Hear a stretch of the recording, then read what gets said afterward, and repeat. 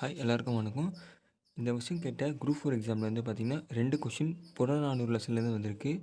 புறநானூரில் பார்த்திங்கன்னா இந்த கொஷின் பாருங்கள். புறநானூற்று சில பாடல்களை ஆங்கிலத்தில் மொழிபெயர்த்தவர் யார் கேட்டிருக்காங்க. இதுக்கு ஆன்சர் ஜி போப். இதுக்கான சோர்ஸ் எங்கே இருக்குன்னு பார்த்தீங்கன்னா 11th ஸ்டாண்டர்ட் 67வது பேஜ் நம்பர் பார்த்தீங்கன்னா இருக்கும்.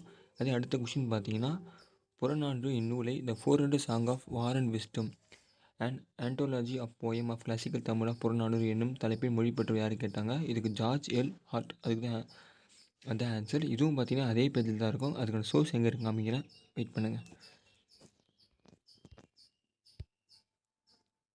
இப்போ இந்த பாக்ஸ் எடுத்திங்கன்னா 11th ஸ்டாண்டர்ட் பேஜ் புக்கில் இருக்கும். புறநானூறு லெசனில் எடுத்திங்கன்னா இந்த ஒரு பாக்ஸ்லேயே 2 கொஸ்டின் கவர் பண்ணிட்டாங்க பாருங்கள்.